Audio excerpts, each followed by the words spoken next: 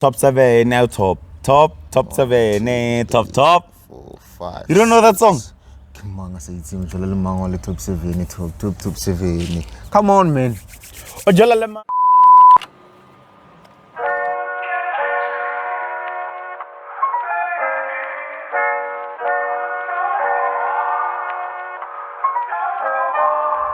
Ladies and G's, boys and G's, it's the forbidden son of athletics, KaraboJ, with another episode of the TrackInsider ZA. I am not alone, I am with. He is here with Thapelo, Mhlanga, aka Thappies.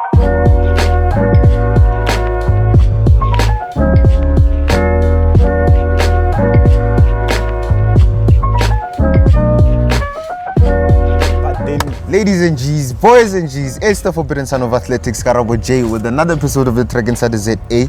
I am not alone, I am with. He is with Thapelo, Mhlanga, aka Thappies. We are here today and we're here to bring you another show about athletics. Come on. The TrackInsider ZA episode 27, as said last week, 6 months old. Welcome to the show. Welcome to the show that breaks all the unbreakable rules, the show that pushes the envelopes where it does not get pushed. Yet another week off season, literally off season. Yeah. Even cross country is over. Track and field is over. The international circuit is closed. Oh, this guy is playing a good song. Maybe you South African people know the song. I just hope we don't get copyrighted again. You know, but it's a busy place. Welcome back. Yeah, please do subscribe. Please do like the video. Please do tell your friends to tell their friends to join in and watch these episodes. Let's get into it. We are going to talk about a certain topic. So since now we're off season, we are going to focus on some certain topics, not really the results or what happened in the weekend or the past week or anything like that. We're just going to talk about what happened this weekend just a bit, and then we are going to talk about that specific topic. And today's topic is the divided attention between male and female within the sport. Yeah. And we're going to talk about what influences that, how it happens at times, how it practically happens, and what maybe we can do to change it. To change it. Firstly, the results from some athletics events. Mm-hmm. We had the World Challenge in Kenya, Cape Kano Classic. Not too many performances. The only shocking performance or the good performance was Trevor Promel going 9.76, yeah, which is a world lead. By himself. It's quite nice to see him opening a season, or not opening a season, but having a world lead early in the season and at the closing the season with a world lead as well. Yeah. Hey man, a world lead in September. That's just actually unfortunate that he wasn't running like that at the Olympics. He didn't perform like Diamond that at Leagues, all. Diamond Leagues, he wasn't performing like that. Wow, he can be happy with a world lead in a personal best. So that's the positive thing that I can actually say about that. He can be happy with that. He can close it off. He can see where is he good. He doesn't need to improve in his season because he still performed a very freaking good time African magic, when it's man. done. Yeah, it's African magic. So I think he can definitely do more in the season. He just needs to concentrate on what he can do to improve inside of his season rather than improving just at the end when everything is over. Yeah. Maybe it's the African soil, maybe it's the African water, maybe it's the African track, but well done to him. Second to him was our very own Kenyan guy. Oh man, the name is difficult. I forgot the name. I had it in my head. I don't know what's happening with me. He had actually broken sub 10 just 2-3 weeks ago. And then now he actually broke Akani Simbini's African record with a 9.77. That's absolutely amazing. That's beautiful. Yeah, his progression has been crazy. It is. And when you estimate what he's gonna do, he's definitely like someone to think about next season. Yeah. You know? In terms of he started blooming late in the season, and since he started blooming, he's actually been running beautiful times. Mm-hmm. He broke the sub 10 barrier, and actually for the second time he's doing it by breaking the African record on top of it. So I'm excited to see him perform. He's going to do quite some beautiful things. So ladies and gentlemen, let's tune in for him. He's going to show us some beautiful things, and I hope you guys are going to be ready to watch that kind of vibe from him. Not too much to talk about as of yet, because I think what grabs our attention is consistency. And now it's just shocking performances. Shocking performances, that we can talk about, but we won't go into detail. You know, it's just something temporary. We don't know if it's gonna be permanent or not, something that's really consistent for years. But good performances coming from Kenya. The fastest 200 meter on Kenyan soil, Fred Kelly going sub 20 again.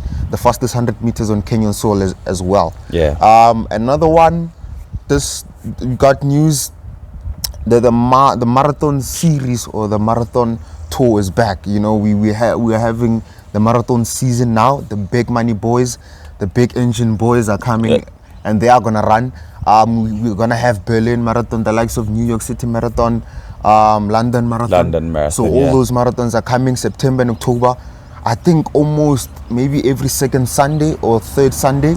So you know that they do not go to every of those marathons.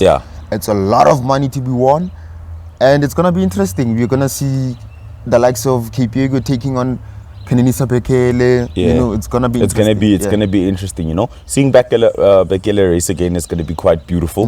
You know, those people run fast times when they're running marathons. So it's quite interesting. I want to see what's going to happen in the marathon, how they're going to keep up with the pace, and how hard the boys are going to push, actually, you know, and get their money and get what's worth for them. So I definitely look forward to that for them, actually, you know. Even the women as well. For the races. I mean, we saw Bridget Kosgei.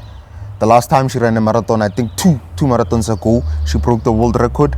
So we were looking at seeing them as well, ladies dipping maybe under. It's possible that they dip under 215, a lot of them dipping under 215. So that's also going to be interesting because women are fast these days, and the shoe technology plays a role. It does. It's making them faster, the men as well. So it's going to be interesting. The comfortability, everything that comes out from a shoe actually does play a big role, you know. Going to talk about the females to look out for in the marathon this season, and the males, you know. But we might be wrong, as we've said in the past. These people don't race often. So we're only going to talk about what we've seen in the past, and what we might expect, what we might expect from them in the, you know, in the future or in this upcoming races that are coming next month. And then we closed off the South African cross-country season with this championships, the national championships in Amazindoti, Durban. Quite a cold weekend there. It was. I saw the weather. Quite a cold weekend. You know? First day was Friday. We had the young kids doing it. You know, the 1Ks, 2Ks, 3Ks, ended with a 4K. Second day was maybe the high school kids and then the seniors. Quite some exciting racing. Not. I don't think there's really, you check the time with cross country. You do. But it depends on the course. On the course also, whether the course is flat or it's got its hills. There are courses where you can't really put time because of how the obstacles are, the turns, the uphills, the downhills. Those actually play a very, very big role. And how they measure it as well. I think there's some courses we've ran that were probably longer than it should have been. The 2K loop was longer. Sometimes you feel like it's shorter. So it really varies on those kind of things. It's either the course itself, the hills, the obstacles, and the nature of the course, whether maybe it has mud or quicksand. There could be water. There's, you know, all different type of tracks for cross country. Cross country is like an obstacle. Some cross country obstacles have barriers where you jump over them. I've seen people who have there's logs and stuff like that you need to jump over. So cross country definitely just depends on where the event is being ran, and then that can actually make a difference of how the course is. So that's true. It impacts performance. A lot. Mbuleli Matanga, the 10,000 meter track champion, won the 10Ks in fine style, dominating the race. He peeled off, man. I mean, after 2Ks or just after 3Ks, he just left the guys. He took charge of the race. Good performance from him, and it was a really good field in that 10K. It was a really good field. In the women's 10K, some drama happened there. Kyle Jacobs was really in the race, leading, and she slipped.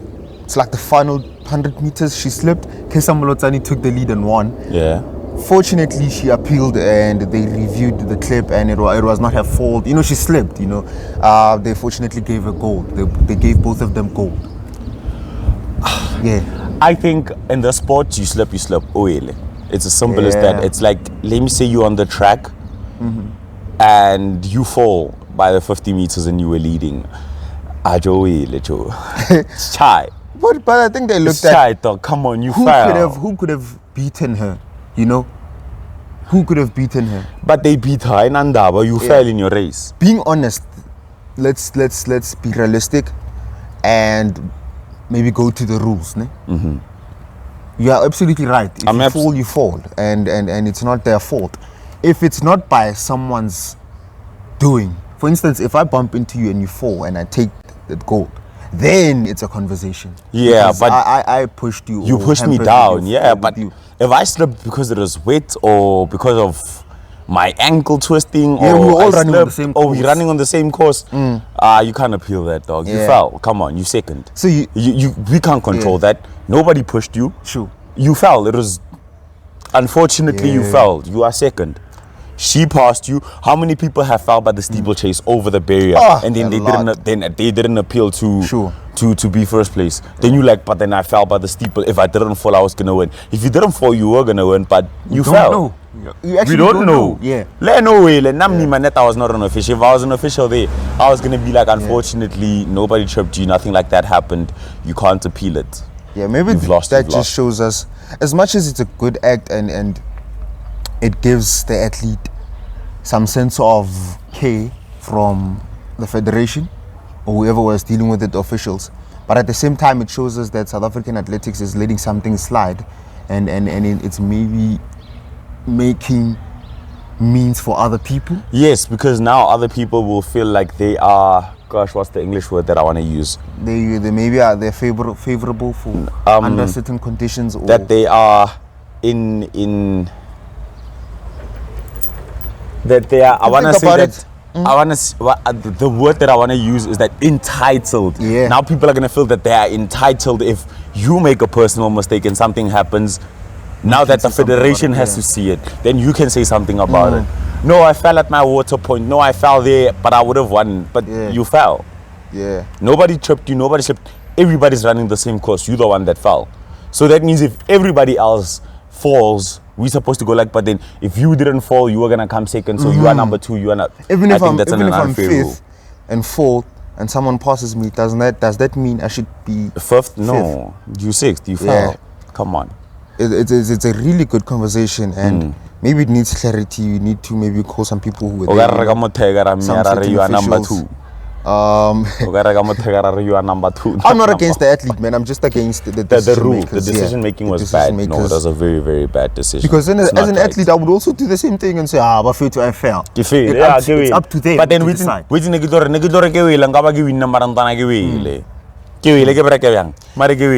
Anyways, Mbuleli Mhlanga doubled, went for the 4K again in the senior men's 4K. We know it's usually the fast race. He went up against Ngolovan himself. When he runs this way, I'm really interested in how he's gonna turn that fitness into the track fitness, because Ryan goes out hard and gives it hard, and it's rare to see him running this hard at cross country. I think it's only been twice which I've seen him. Okay, not twice. I mean twice at nationals. Yes. Firstly, I saw him this year at CGA's provincial champs. He went out hard. At the time was 11:38. I think that's the fastest time I've ever seen in South African 4Ks. And then I know there's there's faster. Yeah, Maxime didn't Max run faster last year. Last year, remember, is it last year or last of last year? The time. What was the time? 11s. They were the top 5 even had 11.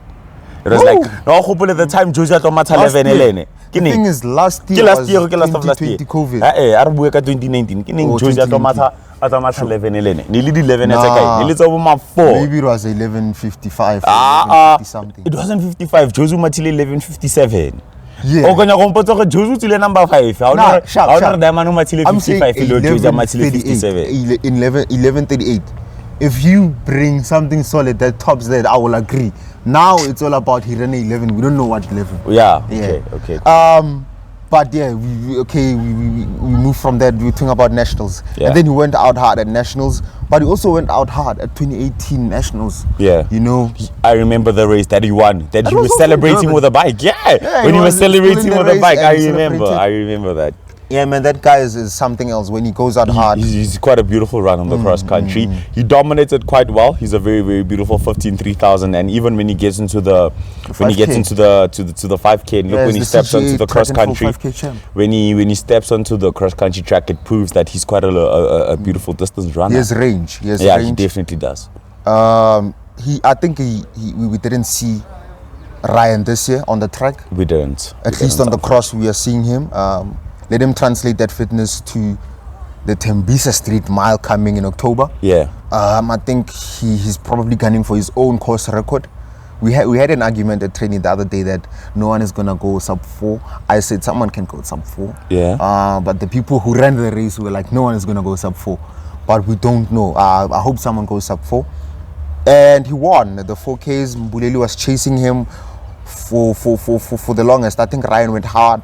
If Mbuleli was, but that's the other thing. You can't say if you are fresh. Run, you can't. Was gonna beat Ryan. We don't know, honestly. You can never say anything like that. Ngosnati Sibia, he also ran well. They did well, you know. CJ as well did well in the under 23 4Ks, both in the men's race and the women's race. Who won the women's race? It was Simone Veits. Second was young Daniel Pfister. Her father was there. Third was Janse van Rensburg. I almost said Jannie van Rensburg, yeah. But well done to the winners there. Just mentioned a couple of 10K female and male winners, 4Ks winners as well. Those are the senior athletes. Well done to the junior athletes as well. Yeah, man, let's move to it. Our topic of the day and how we get to this. I spoke a bit to Rice about it. If you watched the episode on Monday, the Beyond Athletics episode, spoke to Rice a bit about it, but it has been something on our minds as well. We had a conversation when we were talking about women in athletics. Now let's get to it. The divided attention in the sport. It's mainly by the media. The attention is mainly by the media. It's more to the males than the females. And I think we need to say this and put it out there, right? The reason why sometimes or most of the times this happens is because males perform better than females. Yeah. Right. And in athletics in general, when we don't separate the two genders, males perform better than females. So with the 100 meters to make an example, it's highly impossible to see a female being the fastest person alive. Yeah.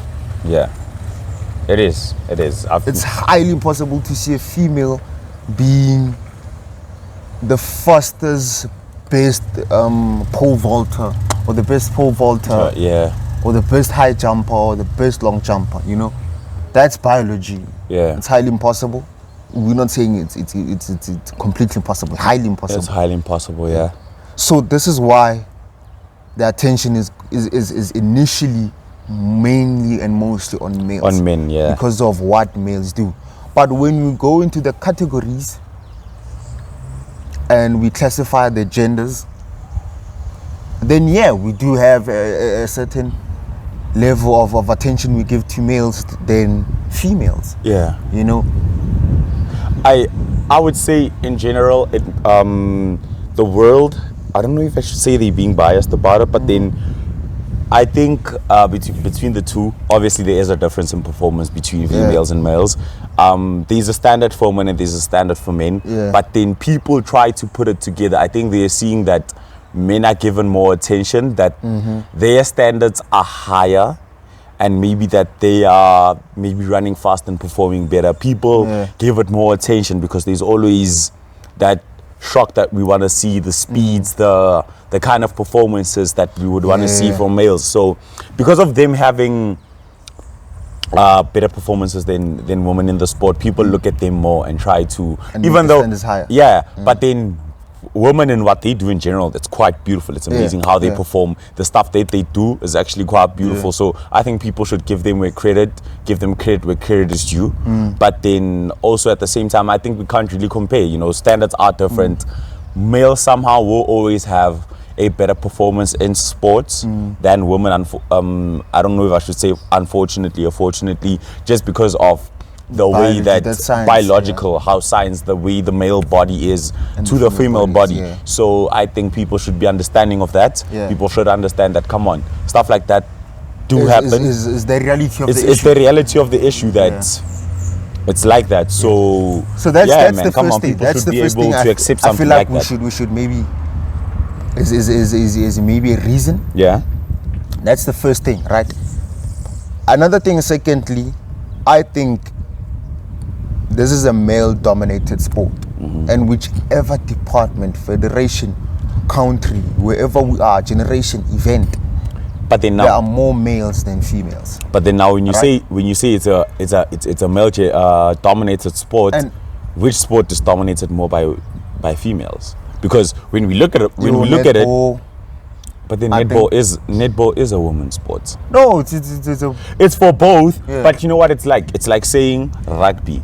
There is women in rugby, but you understand? Yeah. Netball also.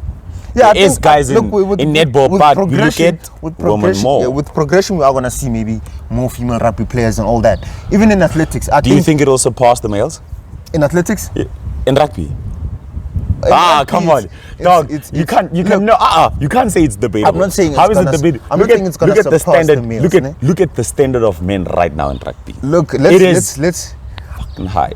Check. I want to get this point across because I understand what you're saying. Nah? Oh yeah. But with the progression of our sport, athletics, when you look at how male events were even there before female events.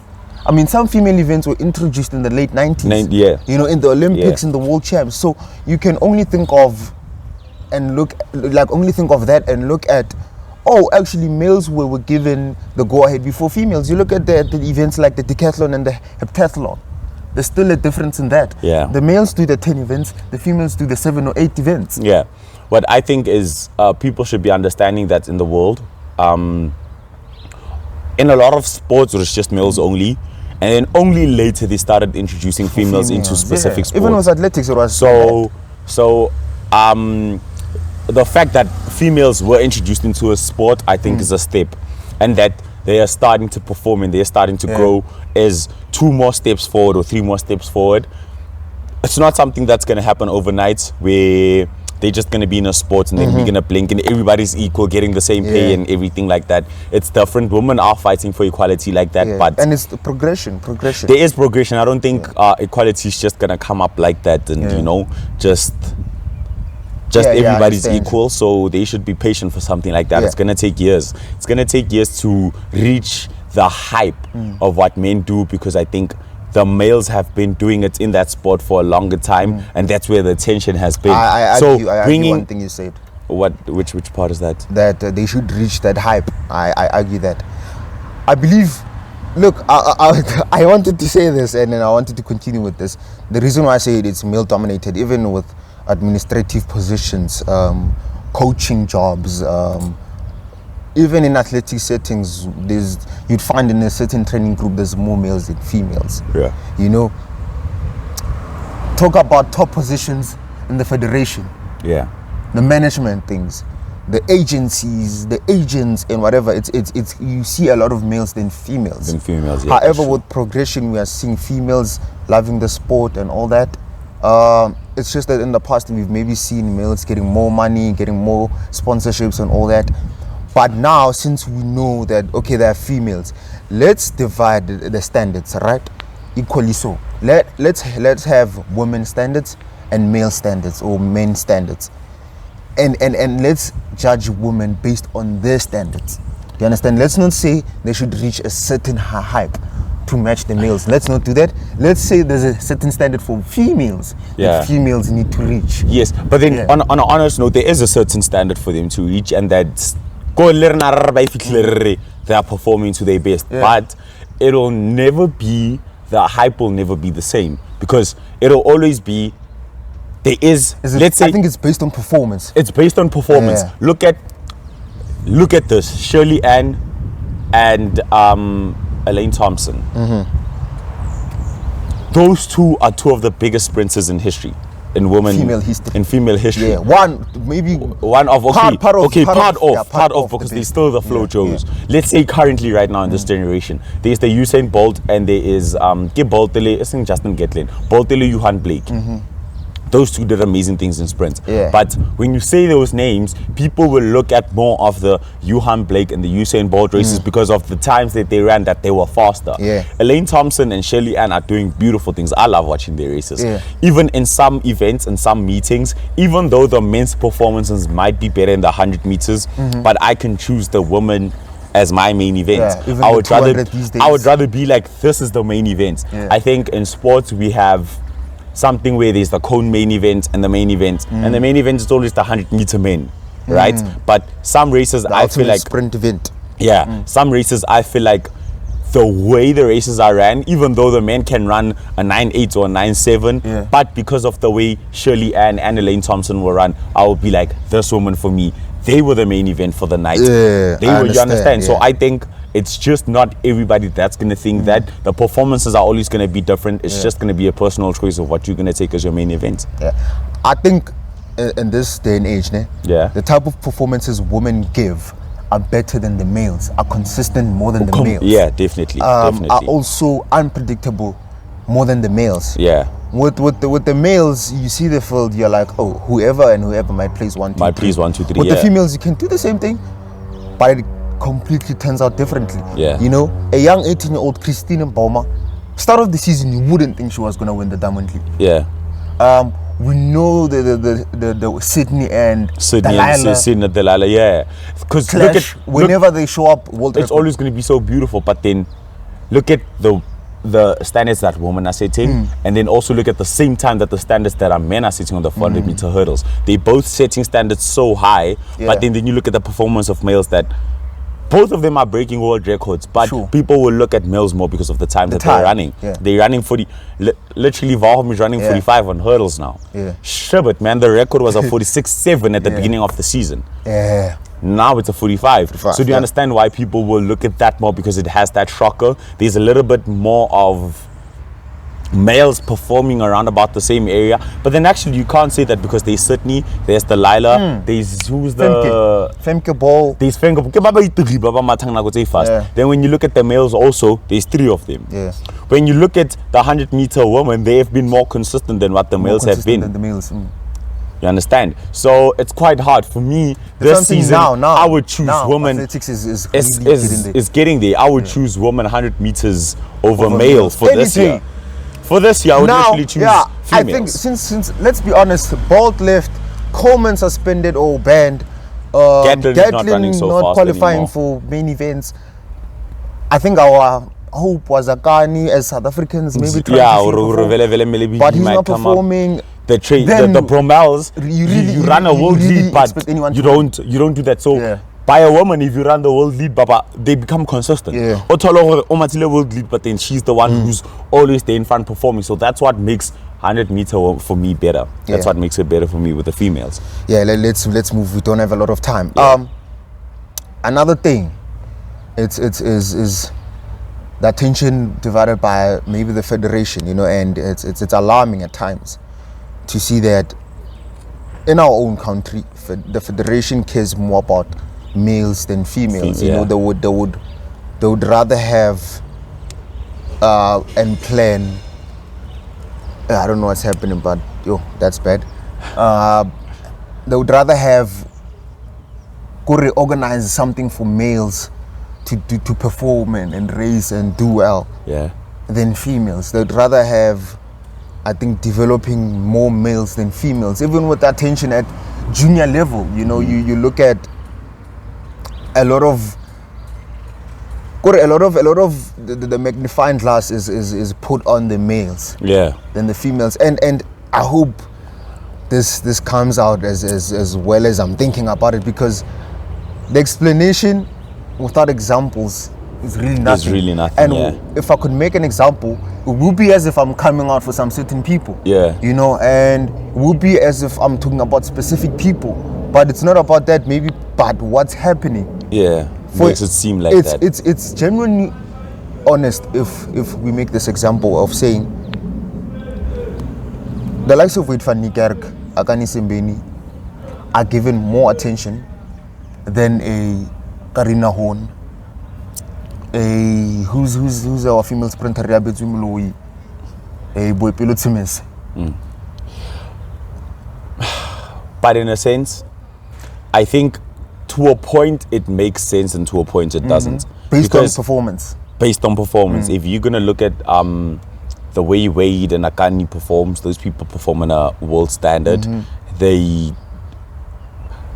The world recognizes them. Yeah. If you say their name anywhere in the world of athletics to an athlete, they're going to be like, I know who Wade van Niekerk is. If you're going to go to Germany to someone who's 100-meter running, you go Wade van Niekerk, and you go to someone who's like a 400-meter running, and you say Akani Simbini, the chances of them knowing that name is quite high. Yeah. But if you are going to mention some of the names that you have popped, they haven't ran or raced to a level that they have. Those people are performing with big people, with big names.